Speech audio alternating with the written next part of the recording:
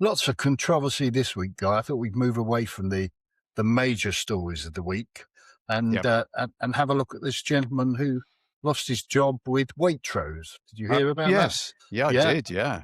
He's got an interesting name, Walker Smith. Sounds like something out of one of these Walker. Yeah, as in as in walking down the road. Walker Smith, and he's 54. He's worked for Waitrose for 17 years apparently, and Wow. he's in a city centre shop, and he's supposedly got fed up with people shoplifting and walking out with goods, and finally snapped this last month and caught a guy who was walking out with Lindt Easter Bunny Easter eggs. Upmarket. You didn't go for the cheap stuff. Yeah. Well, Waitrose, you wouldn't expect anything else, would you? They're not going to be selling the cheap stuff. Yeah. Waitrose Essentials. Yeah, they do.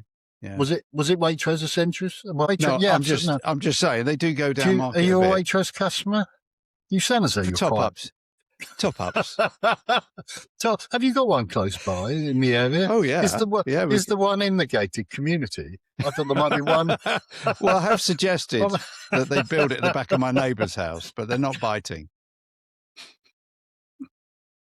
Anyway, Guy, he tackled what's in there. Apparently, the fella dropped these Easter eggs, but in frustration, one of them broke, and our Mr. Walker Smith apparently threw part of the Easter egg at the trolleys. Apparently, the trolleys. The trolleys. Apparently, this is just adding flavour to the whole story. The crux of the story is that Waitrose policy is that you shouldn't engage with shoplifters. You should just let them, shoplift, because you never know what they're going to be. They might be carrying a knife, mightn't they? And there might be a danger to other members of staff. What about the security guy on the door then? Because there's normally a guy with a hat on the door, isn't there? Well, I don't think they had a security guy on the door. I think this is the whole point. I think they. But is he allowed to engage, or don't you know? Who? The security guy on the door with the hat. Well, there isn't. I've just told you there isn't a security guy. Yeah, but if he had been there, because you do see them, don't you? Well, he's engaged. He's employed by another company altogether, haven't they? And they've got their own rules of engagement. Unlike what's happening. Does that mean you don't know? Yeah. Well, no. If he works for Group 4 or what have you, although God in Lindt.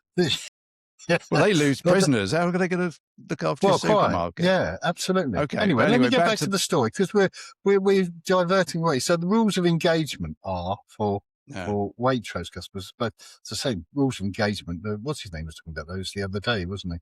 Mr. Hegseth was saying there are no rules of engagement anymore. Yeah, I was going to say they're out the window. But there are rules of engagement if you work for Waitrose, and they're told they shouldn't be engaging shoplifters because they don't know. They're more concerned about public safety, duty of care, and all that, and staff. Yeah, duty of care. Yeah. And it would appear, allegedly, that this guy had been told by his superiors, his bosses, not to do this, because this would appear to have not been the first time that he. Okay, so he had a bit of history to do this. Yeah. Okay. Yeah. So we never get the full story, do we? But they sacked him. And of course, it's caused uproar, outrage on the right-wing press. Waitrose have got a bit of form. I can't remember what that other story was. It wasn't that long ago. They got a bit of a form for these PR slip-ups, haven't they, Waitrose? Well, yeah. But then I suppose and we don't know whether he was been given a formal warning or what have you in the past. What do you do if you reach that stage of affairs and the guy's still not adhering to your... Well, I suppose... If you believe it's putting him in danger, if we get all sort of policy bureaucracy here, and he won't listen, then at the end of the day, you have to say, I'm sorry, it's not going to work. That's all you can do. But as you say, the press don't give you the backstory, do they? No. They just give you the headline. And of course, this is given Mr. Philp and Miss Badnock and even Mr. Farage. Oh, Mr. Philp wrote a letter, didn't he? I saw that. Philp, absolutely. Mr. Philp wrote a letter, yeah.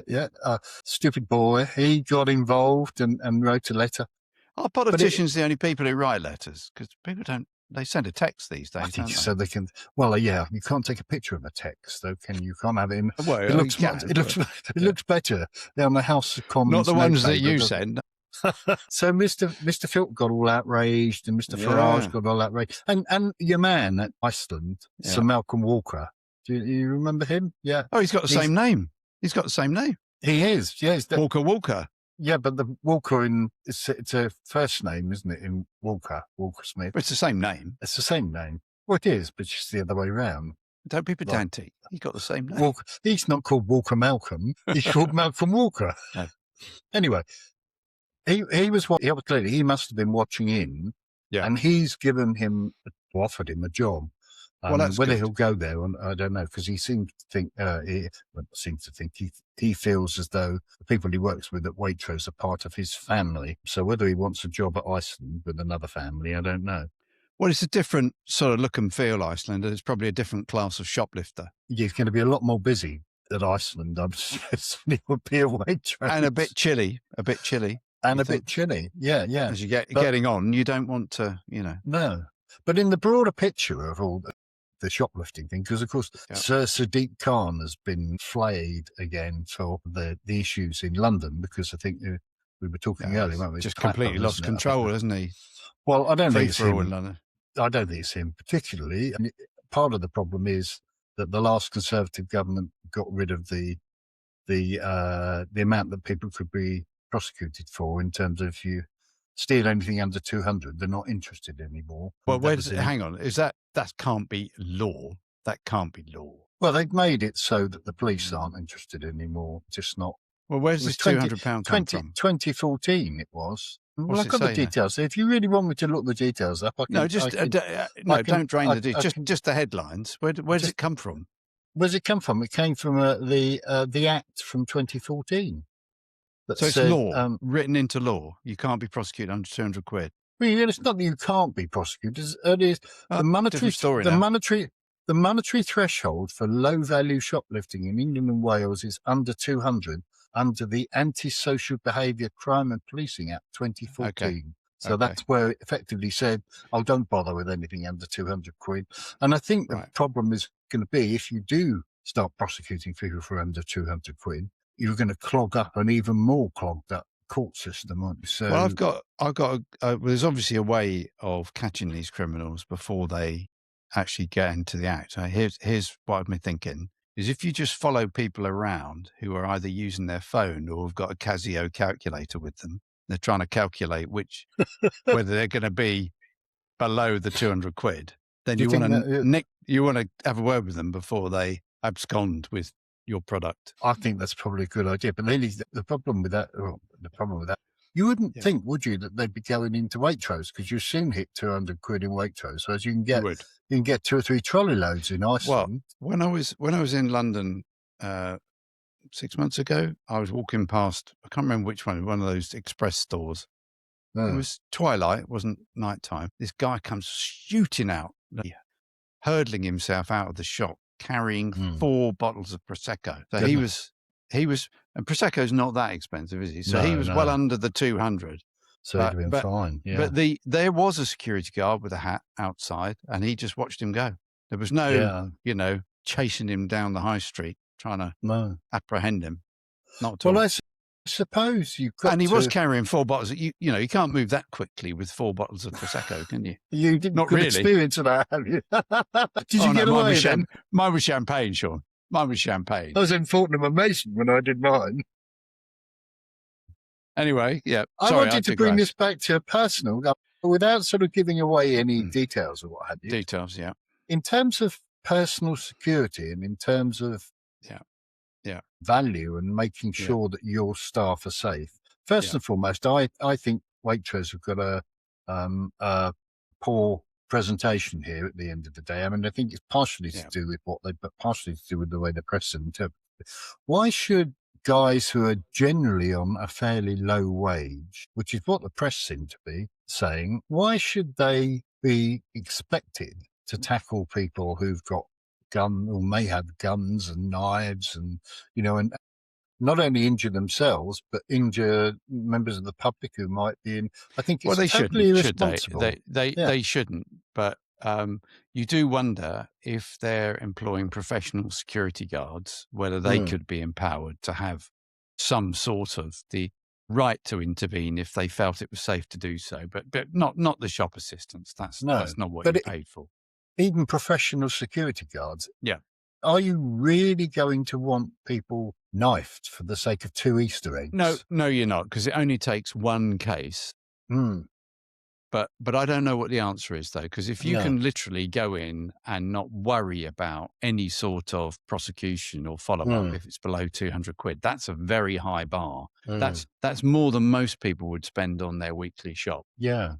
I'm remembering back when you and I both used to work for banks, without going into their sort of security policies at all, because I wouldn't go there. But thinking about way back, this is way back in the 80s, where banks used to have, branches used to have a lot of money, and none of them have got hardly any money now. Everything's done electronically. They were very cautious of the fact that they didn't want to put any of their staff in any danger. And we used to have regular. There were various things. Raids. Yeah, sorry, Sean. Regular raids on banks in those days, weren't there? That seemed to be part and parcel of working for a bank, really. At the end of the day. At one stage, if you were in, say, one of the sort of East London branches, it was part of your wages, because you used to get raid money, didn't you? Yeah. If you were raided, you'd get extra cash. I wouldn't call it a bonus, but like a compensation. But we were trained not to just comply. And there were one or two things you could do to help the investigation further down the line, which we won't go into. But you were trained to comply. Don't put yourself or anyone else's life at risk. Thankfully, I never had the horror of having somebody with a shotgun in front of me. But people did. Neither you nor I, but I know the branch next to mine had, and the one down the road did, and there were quite a few happened. And there was I won't go into details, but there was a big. One particular day, there was a number of branches that were affected with the gang that had, But the point was, I guess, that I was making, there was no question of putting anybody at risk, and I think that's something that we need to bear in mind. Now, moving on from that very quickly, I've got some ideas as to how this problem could be solved without necessarily putting people at risk. I think we need to make far more use of CCTV. So that we catch people as they go in, and AI face recognition programs effectively, so that you can tell who you're dealing with. And a lot of these supermarkets now, and certainly in inner city areas, have started using this like a check-in, check-out. So they've got gates at either end. Well, that makes sense, doesn't it? Yeah. And there's also, in other parts of the world, they're trialing this idea that unless you have a card, you have to check in with your card to start with and check out with your card. So effectively, we're talking credit or debit cards here.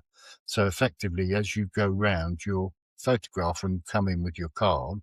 And then as you leave the supermarket or shop, obviously, if you haven't paid, they've got your details on the card to be able to come and pick you up at a later date. And I think that's the way forward, because then it leaves it to the police, in theory, if they've got the authority to do so. Well, it's not dissimilar to when I worked in the rail companies. We were investing in those gates you get at railways, and that was one of the best revenue protection methods, is to make entry and exit gated. Now, it doesn't stop you somebody buying a ticket for the next stop. That sort of, but the general fraud of not paying as you get off the train or get onto the train, that helped. So you've got to do things, haven't you? Because the return on investment is significant, I would imagine, if you can stop theft like that, or at least, to be blunt, make sure they go somewhere else.